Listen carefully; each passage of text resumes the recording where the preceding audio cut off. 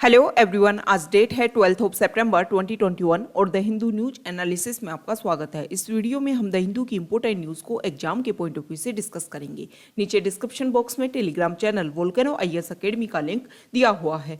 First important news, India meteorological department ने एक important statement जारी किया है दिल्ली के लिए कि लास्ट 77 ईयर्स से अगर हम कंपेरिजन करें तो दिल्ली में सबसे वेटेस्ट सितंबर के रूप में ये जो सितंबर मंथ है वो रिकॉर्ड हुआ है। आईएमडी के बारे में अगर हम बेसिक फैक्ट देखें तो इंडिया मीटेरोलॉजिकल डिपार्टमेंट को 1875 में एस्टेब्लिश किया गया था और ये गवर्नमेंट ऑफ इंडिया की मिनिस्ट्री ऑफ अर्थ साइंसेज के अंडर एक एजेंसी के रूप में काम करता है।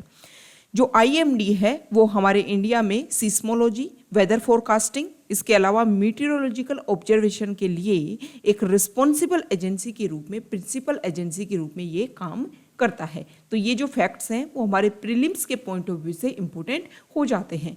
नेक्स्ट इंपॉर्टेंट न्यूज़ है गुजरात स्टेट को लेकर के। वहाँ के सीएम मिस्टर विजय रूपाणी ने वहाँ के गवर्नर का नाम है आचार्य देवव्रत, उनको अपना रेजिग्नेशन सौंप दिया है। तो सीएम के बारे में कुछ इंपॉर्टेंट फैक्ट्स जो होते हैं उनको हम देख लेते हैं।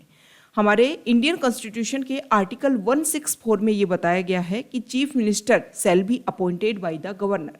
कोई भी जो चीफ मिनिस्टर होता है किसी भी स्टेट का, उसको गवर्नर के द्वारा अपॉइंट किया जाएगा।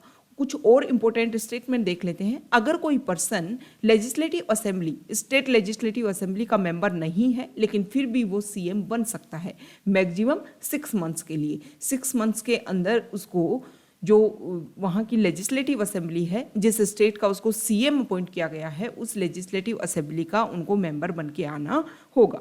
इसके अलावा चीफ मिनिस्टर की टर्म कितनी होगी, ऐसी कोई टर्म फिक्स नहीं की गई है। ही holds office during the pleasure of the governor. Okay, जब तक उसके पास में, सीएम के पास में मेजोरिटी है लेजिस्लेटिव असेंबली में, तब तक गवर्नर उसको रिमूव नहीं कर सकता, डिसमिस नहीं कर सकता है। इसके अलावा स्टेट लेजिस्लेटिव असेंबली जो है वो उनको, सीएम को रिमूव कर सकती है by passing a vote of no confidence motion against him.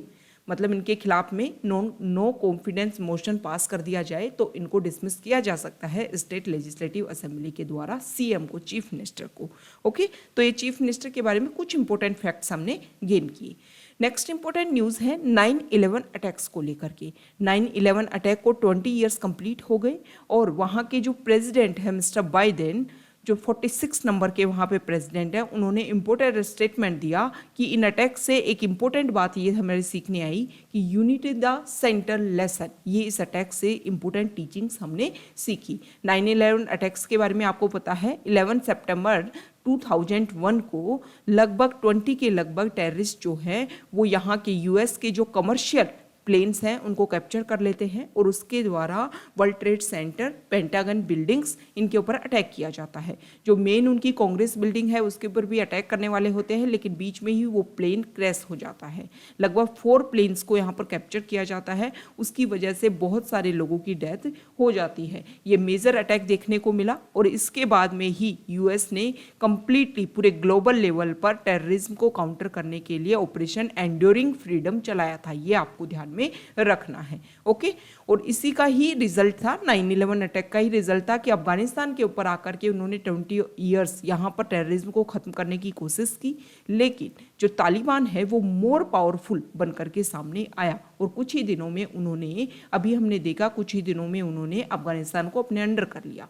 Major reason इसमें यह माना जा सकता है कि यूएस ने उन कंट्रीज को इसमें टारगेट किया जिसमें उनके पर्सनल इंटरेस्ट भी छुपे हुए थे, जैसे ईरान, इराक, ये मिडिल ईस्ट वाली कंट्री जो है उनके ऊपर यूएस ने फोकस किया। उन्होंने माना कि 9/11 जो अटैक है यहाँ पर टेररिज्म को पनपा करके ये जो टेररिज्म अटैक हुआ है। लेकिन बहुत सारे एक्टिविस्ट इसका विरोध करते हैं, इसका क्रिटिसिज्म करते हैं कि यूएस ने जो मिडिल ईस्ट के, जो गल्फ कंट्रीज के जो फ्यूल रिसोर्सेज हैं उनको अपने अंडर करने के लिए अटैक किया था। ओके, और इसी का नतीजा रहा कि जिन लोगों ने सपोर्ट किया टेररिज्म को उनको यूएस ने टारगेट नहीं किया डायरेक्टली, और उसी का रिजल्ट रहा कि तालिबान जो है वो इतनी तेज फास्ट स्पीड से फ्लोरिश हुआ और कुछ एरिया को, अफगानिस्तान वाले एरिया को दोबारा से उन्होंने रिकैप्चर कर लिया है। ओके, नेक्स्ट इंपॉर्टेंट न्यूज़, हमारे सीजीआई ने, चीफ जस्टिस ऑफ इंडिया ने इलाहाबाद हाई कोर्ट में जो क्रिमिनल केसेज को लेकर के जो बैकलॉग बनी हुई है उसको लेकर के उन्होंने चिंता जाहिर की, कंसर्न किया। सुप्रीम कोर्ट के जो सीजीआई हैं उन्होंने बोला कि उत्तर प्रदेश जो गवर्नमेंट है, यहाँ का जो कोर्ट है वहाँ पर 1.83 लाख क्रिमिनल अपील जो है वो पेंडिंग है और ये मेजर इशू है, हमें जल्द से जल्द इसको सॉल्व करने की आवश्यकता है। ओके, मतलब अपना जो भी वर्कलोड है उसको आपको इंक्रीज करना होगा, उसमें और ज़्यादा एफिशिएंसी आपको लेकर के आनी होगी ताकि जल्दी से जल्दी जो भी क्रिमिनल केसेज है उनको सॉल्व किया जा सके। नेक्स्ट इंपॉर्टेंट न्यूज़ है, सुप्रीम कोर्ट ने एक इंपॉर्टेंट स्टेटमेंट दिया है मजिस्ट्रेट को लेकर के। उन्होंने बोला है कि UAPA unlawful activities prevention act, मतलब हमारी कंट्री की सिक्योरिटी सॉवरेनिटी को मेंटेन करने के लिए अगर कोई पर्सन अनलॉफुल एक्टिविटीज़ में लगता है कि कोई पर्सन इसमें इंडल्ज है तो उनको प्रिवेंट किया जाता है ताकि कंट्री की सॉवरेनिटी एंड सिक्योरिटी को मेंटेन किया जा सके। तो इन UAPA एक्ट के तहत जिन लोगों को गिरफ्तार किया जाता है और अगर जुडिशरी में जाकर के एक्सटेंशन की बात की जाती है उन जो भी इन्वेस्टिगेटिंग ऑर्गेनाइजेशन है उनके द्वारा, तो जो मजिस्ट्रेट है ना वो इन्वेस्टिगेटिंग एजेंसी का फेवर नहीं कर सकता है कि आप जांच के लिए टाइम को बढ़ा सकते हो। ओके, 2014 में ऐसा ही एक केस हुआ जिसमें 90 डेज के बाद में जब इन्वेस्टिगेटिंग एजेंसी ने टाइम पीरियड को इंक्रीज करने की बात बोली तो मजिस्ट्रेट ने 6 मंथ तक 180 डेज तक 90 डेज से 180 डेज तक इसको इंक्रीज कर दिया था और यही मेजर इशू सामने आया।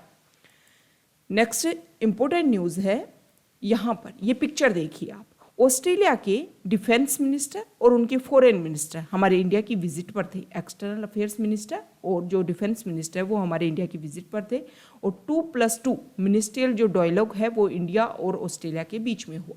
मेजर इशू यही रहा कि अफगानिस्तान की जो सॉइल है उसका यूज नहीं होना चाहिए टेररिज्म को बढ़ाने के लिए, लेकिन जिस तरीके से वहाँ पर गवर्नमेंट बनी है उससे बिल्कुल ये क्लियर नहीं होता कि जो टेररिज्म है वो टाइम के साथ में फ्लोरिश नहीं होगा। ओके, ये जो पिक्चर है आपको स्पेशली ध्यान में रखनी है। 2+2 मिनिस्ट्रियल जो डायलॉग होता है उसमें कौन कौन इंडल्ज होते हैं, कौन कौन इंक्लूड उसमें होते हैं, तो defence minister and external affairs minister इसमें शामिल होते हैं। ये आपको ध्यान में रखना है, इसको लेकर के क्वेश्चन आ सकता है। नेक्स्ट न्यूज है, हमारे पीएम ने इंपॉर्टेंट स्टेटमेंट दिए 11 सितंबर को लेकर के। उन्होंने बताया कि लगभग 20 साल पहले आज ही के दिन 11 सितंबर को क्या हुआ था, यूएस में अटैक हुआ जिसको 9/11 अटैक से माना जाता है। और इसके अलावा उन्होंने बोला कि 11 सितंबर 1893 को स्वामी विवेकानंद ने पूरे वर्ल्ड को संबोधित किया, पूरे वर्ल्ड को स्पीच दिया कि किस तरीके से जो हमारे ट्रेडिशंस हैं, जो हमारे वैल्यूज़ हैं, अगर हम उनको यूज़ करें तो पूरी कंट्री को हम एक डोर में, एक स्ट्रिंग में क्या कर सकते हैं, नोट कर सकते हैं। ओके, तो ये हिस्ट्री की बात की हमारे पीएम ने। लास्ट में हमारे पीएम ने एक इम्पोर्टेंट स्टेटमेंट दिया कि इंडियन वैल्यूज़ जो हैं वो ग्लोबल टेरर के लिए एक सॉल्यूशन प्रोवाइड कर सकती हैं। इसके अलावा उन्होंने देखो यहाँ देखिए, बनारस हिंदू यूनिवर्सिटी में the chair will be set up in the faculty of arts at the Banaras Hindu university. यहाँ पर एक चेयर सेटअप की जाएगी, किनके लिए, तमिल पोइट सुब्रमण्या भारती के लिए। उनकी 100 डेथ एनिवर्सरी को उन्होंने बोला कि उनके लिए, क्योंकि उन्होंने एक भारत श्रेष्ठ भारत जो एक इम्पोर्टेंट लाइन हमारे सरदार वल्लभ भाई पटेल के लिए दी जाती है। जब हमारे इंडिया का यूनिफिकेशन चल रहा था, एकीकरण चल रहा था, तो उस समय उन्होंने इम्पोर्टेंट रोल प्ले किया था। तो इसी को लेकर के हमारे पीएम ने बोला कि हमारे जिन्होंने भी हमारे इंडिया को बनाया उनकी जो सोच थी, उनके जो थॉट थे, उनके जो आइडिया थे वो इतने यूनिक थे कि वो पूरे इंडिया को कम्प्लीटली एक साथ बांध कर रखना चाहते थे। इसीलिए जो तमिल पोइट है, देखो मिस्टर जो सरदार वल्लभ भाई पटेल, उनकी सोच ऐसी थी। और ये जो सुब्रमण्य भारती है जिनकी 100 डेथ एनिवर्सरी है, उनकी सोच, मतलब एक तमिल पोइट थे और उनके जो भी वर्क्स हैं उनमें उनकी इसी तरीके के आइडिया दिखाई देते हैं। तो ये कारण हमारे पीएम के द्वारा ये बोला गया कि ये जो ट्रेडिशन है ना, एक भारत श्रेष्ठ भारत, वो टाइम के साथ चलती आ रही है। जो हमारे यूनिक फीचर्स हैं, हमारी सोसाइटी के यूनिक पर्सनैलिटीज़ हैं, उनकी सेम इसी तरीके के आइडिया थे, जिसी की वजह से ही हमारा जो कंट्री है वो आज भी एक साथ बंधा हुआ है। और इसीलिए उनके जो भी रिकॉग्निशन है उनको रिकॉग्निशन देने के लिए बनारस हिंदू यूनिवर्सिटी में फैकल्टी ऑफ आर्ट्स में उनके लिए एक चेयर सेटअप की जाएगी। ओके, नेक्स्ट न्यूज है US climate envoy mister carry जो है वो इंडिया की विजिट पर आएंगे नेक्स्ट वीक। कारण क्या है, 26 कॉन्फ्रेंस ऑफ पार्टीज होने वाली है ग्लासगो में इस साल नवंबर, और जो भी क्लाइमेट चेंज है उसके ऊपर मेजरली डिस्कशन किया जाएगा।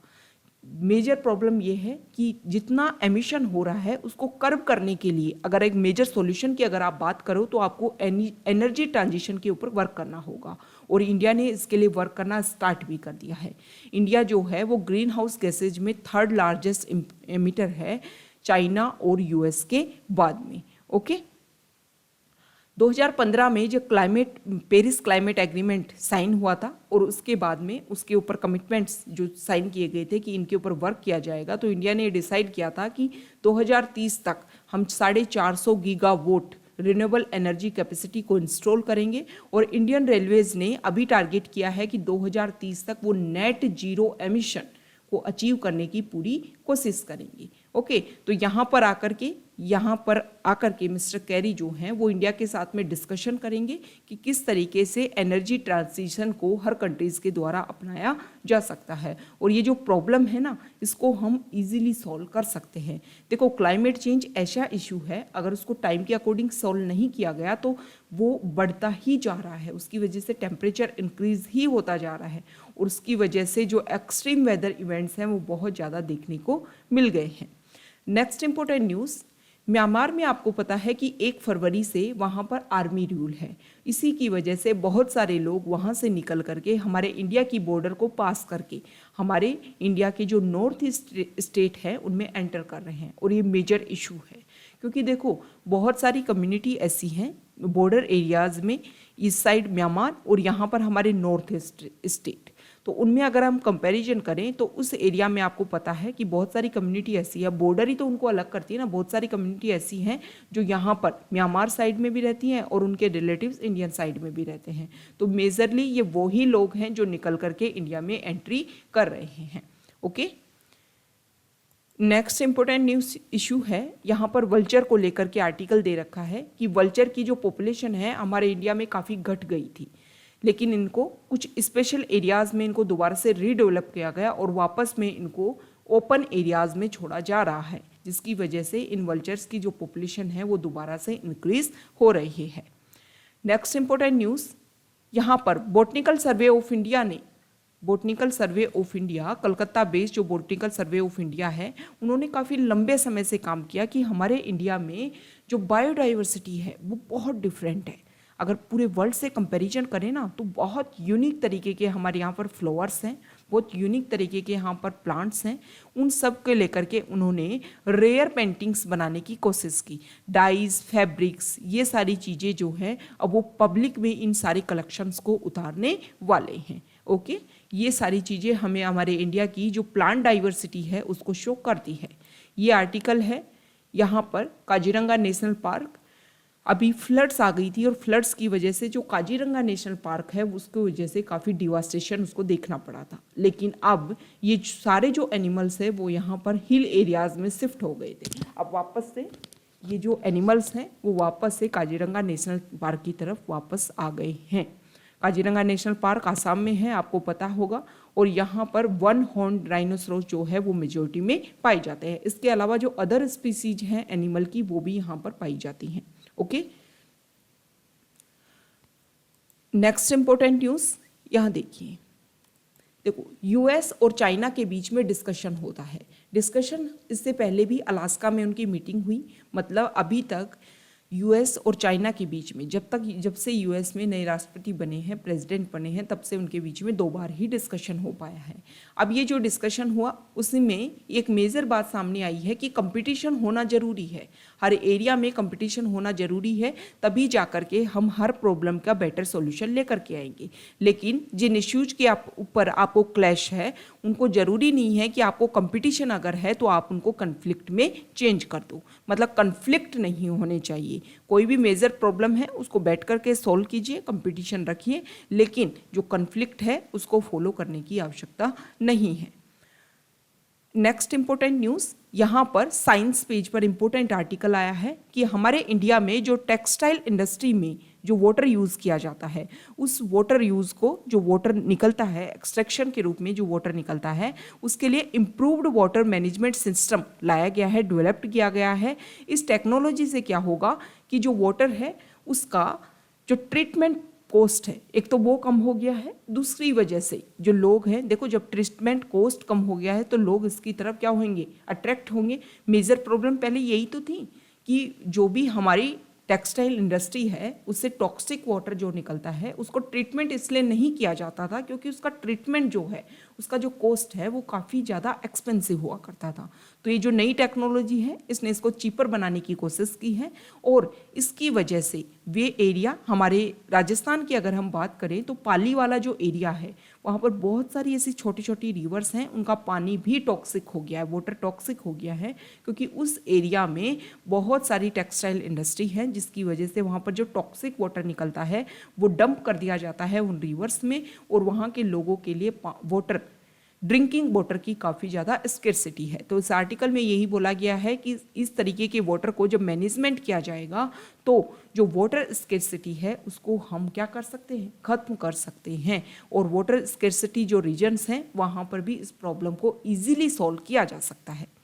नेक्स्ट इंपॉर्टेंट आर्टिकल है FAQ पेज से। FAQ पेज पर फर्स्ट इंपॉर्टेंट आर्टिकल है निपा वायरस को लेकर के। केरला में दोबारा से निपा वायरस के आउटब्रेक देखने को मिला। इससे पहले 2018 में इसका आउटब्रेक केरला में देखने को मिला था। अगर सबसे पहले इसकी हिस्ट्री की हम बात करें तो निपा वायरस जो है वो जूनोटिक डिजीज़ है, मतलब एनिमल्स से ह्यूमंस में ये इजीली फैल सकती है, स्प्रेड हो सकती है। सबसे पहले 1998 और 1999 में मलेशिया और सिंगापुर में इसका आउटब्रेक देखने को मिला। इसके बाद में बांग्लादेश वाले रीजन में काफ़ी इसका आउटब्रेक देखने को मिला और उसके बाद में जो हमारा वेस्ट बंगाल वाला रीजन है जहाँ पर सिलीगुड़ी और नाडिया में 2001 और 2007 में पर्टिकुलरली इस एरिया में इसका आउटब्रेक देखने को मिला। ओके, अब इसमें मेजर प्रॉब्लम क्या है? मेजर प्रॉब्लम ये है कि प्रेजेंट टाइम में इसको लेकर के इसका किस तरीके से ट्रीटमेंट होना चाहिए वो अभी भी प्रोटोकॉल जो है वो सामने नहीं है। नो नोन ट्रीटमेंट और वैक्सीन फॉर आइदर पीपल और एनिमल्स, ना तो जानवरों के लिए कोई वैक्सीन है ना ही अभी पीपल के लिए कोई वैक्सीन है। सिर्फ और सिर्फ राइबावायरिन एक एंटीवायरल है जिसका यूज़ किया जा रहा है मोर्टेलिटी को रिड्यूस करने के लिए। ओके, तो ये मेजर प्रॉब्लम है। RT-PCR की तरह जैसे RT-PCR से कोविड के बारे में जानकारी हासिल की जा सकती है वैसे ही सेम निपा वायरस के बारे में भी जानकारी हासिल की जा सकती है। इसको फैलने के लिए अगर हम इसका ट्रांसमिशन देखें तो मेजरली क्या होता है, जो फ्रूट बैट्स होते हैं उसकी वजह से ये फैलता है। इन्होंने कोई सी फ्रूट्स को खा लिया और उस फ्रूट्स को मान लो किसी एनिमल ने कंज्यूम कर लिया तो उस एनिमल से इस एनिमल से आ गया उस एनिमल में और उस एनिमल को मान लो ह्यूमन ने कंज्यूम कर लिया तो वहाँ पर मतलब animal to animal and then humans में भी स्प्रेड हो सकता है and directly animal to human में भी स्प्रेड हो सकता है। ओके, नेक्स्ट इंपॉर्टेंट न्यूज़ है टेक्सटाइल इंडस्ट्री को लेकर के। अभी जो हमारी मिनिस्ट्री है उन्होंने टेक्सटाइल इंडस्ट्री को सपोर्ट करने की कोशिश की है और नई स्कीम बनाई है। 10,683 करोड़ इसमें बजट रखा गया है और इसमें सपोर्ट किया जाएगा। सबसे इंपॉर्टेंट न्यूज़ इसमें यह है कि ब्राउनफील्ड और ग्रीनफील्ड सेक्टर दोनों को इसमें सपोर्ट किया जाएगा। अब ब्राउनफील्ड और ग्रीनफील्ड सेक्टर क्या होते हैं, मान लो एग्जाम्पल के थ्रू हम समझते हैं, आप एक घर बना रहे हो और घर बनाने के पहले आपने एक मैप बनाया, मतलब जिस जमीन के ऊपर, जिस लैंड के ऊपर आप घर बनाने वाले हो वहाँ पर पहले से कोई कंस्ट्रक्शन नहीं है। इस तरीके का जो प्रोजेक्ट होता है, मतलब सब कुछ नए तरीके से शुरुआत हुई, वो होता है ग्रीन फील्ड सेक्टर। और ब्राउन फील्ड सेक्टर, मान लो पहले से आपका कोई घर है उसमें आप कुछ चेंज करवाना चाहते हो, तो इस तरीके का जो एरिया हो गया वो हो गया ब्राउन फील्ड सेक्टर। ऐसी इंडस्ट्री जो पहले से चल रही थी उनमें कुछ गवर्नमेंट कुछ पैसा देगी ताकि वहाँ पर इम्प्रूवमेंट हो सके। ओके, और कुछ ऐसी इंडस्ट्री जो नए सिरे से लगाई जाएंगी वो होती है ग्रीन फील्ड सेक्टर। ओके, अब इसमें मेजर प्रॉब्लम क्या है, इसमें गवर्नमेंट किन प्रोडक्ट्स को सपोर्ट करेगी? गवर्नमेंट जो है वो 64 सिलेक्ट प्रोडक्ट्स का प्रोडक्शन जहां होगा उनमें जो इन्वेस्टमेंट जो इंडस्ट्री करेगी उन इंडस्ट्री को प्रमोट करने के लिए इस स्कीम को लाया गया है। इन प्रोडक्ट्स में 40 जो हैं वो मैन मेड फाइबर अपैरल को शामिल किया गया है, 14 मैन मेड फाइबर फैब्रिक्स को शामिल किया गया है, 10 टेक्निकल टेक्सटाइल सेगमेंट्स या फिर प्रोडक्ट्स को इसमें शामिल किया गया है। ओके, तो इस तरीके से जो इंडस्ट्री है, एक तरीके से जो हमारी गवर्नमेंट है वो हर उस एरिया को दोबारा से रीडेवलप करने की कोशिश कर रही है, जिस एरिया में कोविड की वजह से काफ़ी ज़्यादा इफेक्ट देखने को मिला है। नेक्स्ट इंपॉर्टेंट न्यूज़ है, अभी यूके में यूके टेक प्राइवेसी कोड लाया गया है, ताकि बच्चे जो हैं प्रेजेंट टाइम में कोविड की वजह से जो किड्स हैं वो ऑनलाइन बहुत ज़्यादा यूज़ करने लग गए हैं, तो उनकी ई सेफ्टी को लेकर के इस तरीके के कोड लाए गए हैं। ओके, अब इस कोड में क्या किया गया है कि अगर चिल्ड्रन के बारे में देखो 13 ईयर्स, बहुत सारी साइट्स ऐसी हैं जो 13 ईयर्स मिनिमम एज रिक्वायर्ड करती हैं, उसके बाद में किसी भी साइट के ऊपर जो चिल्ड्रन है वो अपने अकाउंट जा करके बना सकते हैं। तो क्या होता है कि ऑनलाइन जब वो यूज़ कर रहे हैं तो स्पेशली चिल्ड्रन मान लो किसी चीज़ को सर्च कर रहा है, तब उसके ऊपर कोई रोक टोक नहीं है, लेकिन आगे से अगर कोई इमेजेस, कोई ऐसा हार्मफुल कंटेंट उस बच्चे को दिखाया जाता है तो इसके ऊपर प्राइवेसी लगाई गई है, मतलब डाटा प्रोटेक्शन लाया गया है और इसको चिल्ड्रन तक भी अप्लाई करने की कोशिश की गई है। तो एक अच्छा इनिशिएटिव है, क्योंकि कोविड के दौरान जो ऑनलाइन यूज़ है हर एरिया का, वो चिल्ड्रन के लिए काफ़ी ज़्यादा एक्सेस हुआ है। मेजरली प्रॉब्लम इसकी वजह से कि क्योंकि एजुकेशन से कनेक्टिविटी एक ऑनलाइन ही ऐसा सोर्स है प्रेजेंट टाइम में, क्योंकि स्कूल्स काफ़ी लॉन्ग टर्म से बंद है। अब इसमें इंडिया के लिए बताया गया है कि इंडिया को भी बेनिफिट देगा क्या ये कोड।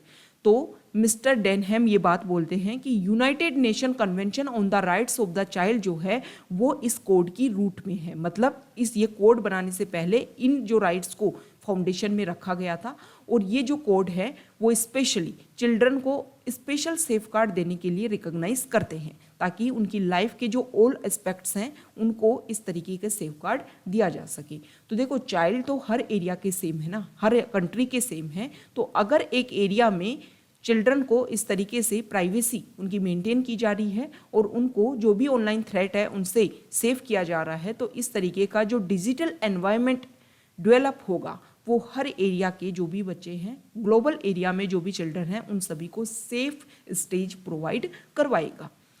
नेक्स्ट इंपॉर्टेंट न्यूज़ है, देखो यहाँ पर तालिबान को लेकर के, रिटर्न ऑफ द इस्लामिक अमीरात ऑफ अफगानिस्तान। जैसे ही तालिबान ने अफगानिस्तान को कैप्चर किया, तालिबान रेजिम जो है वो कंप्लीट न्यूज़ में है। उन्होंने अफगानिस्तान का नाम चेंज करके बोल दिया इस्लामिक अमीरात ऑफ अफगानिस्तान। यहाँ पर तालिबान गवर्नमेंट के बारे में, उसके पोर्टफोलियो के बारे में बताया गया है। मेजरली ये बताया गया है कि 33 कैबिनेट मिनिस्टर्स हैं, जिसमें से ज़्यादातर वो लोग हैं जिन्होंने 1996 से 2001 में क्या किया था, गवर्न किया था। इसके अलावा टेररिस्ट जो यूनाइटेड नेशंस की जो टेररिस्ट लिस्ट है उसमें रजिस्टर्ड है। हमारे यूएस के खिलाफ में मेजरली 1998 में जो अटैक हुए उनमें, इसके अलावा और भी बहुत सारे जो अटैक हुए उनमें इन सारे लोगों का पार्टिसिपेशन है। तो ये तो बोला ही नहीं जा सकता कि टेररिज्म को काउंटर करने की बात की जाएगी। इसके अलावा जो 33 कैबिनेट मिनिस्टर्स हैं उनमें मेजरली जो हैं वो पश्तून कम्युनिटी के लोग हैं। इसके अलावा हक्कानी ग्रुप भी इसमें शामिल है, और जो विमेन हैं उनको इसमें कोई भी पार्टिसिपेशन इसमें नहीं है। तो ये मेजर प्रॉब्लम है, और इस मेजर प्रॉब्लम की वजह से सामने देखने को ये मिल रहा है कि देखो यहाँ पर जो एथनिक पश्तून्स हैं वो ज़्यादातर यही लोग हैं। इसके अलावा 3 लोग जो हैं, जिसमें 2 जो हैं वो तजिक माइनॉरिटी से हैं, एक जो हैं वो उज्बेकी हैं। हजारा सिया जो हैं उनको टोटली एक्सक्लूड किया गया है, और वीमेन को भी टोटली एक्सक्लूड किया गया है कैबिनेट में एंटर देने से। तो ये देखते हैं कुछ समय बाद में रिजल्ट देखने को मिलेंगे कि वहाँ पर जो गवर्नमेंट है वो किस तरीके से वर्क कर रही है। हमारे इंडिया के जो एक्स रो चीफ है उन्होंने भी स्टेटमेंट दिया कि इंडिया को डेस्परेटली तालिबान को रिकॉग्नाइज करने की कोशिश नहीं करनी चाहिए जब तक तालिबान, वहाँ की जो गवर्नमेंट है वो टेररिज्म को लेकर के अपना एक तरीके से वैल्यूएशन नहीं कर देती कि वो अफगान की सॉइल को यूज़ नहीं करने देंगे टेररिज्म को एक्सपेंड करने में, तब तक उनके पर रिलाई करने की आवश्यकता नहीं है इंडियन गवर्नमेंट को। ओके, तो ये आज का हमारा डिस्कशन था। Okay, thank you.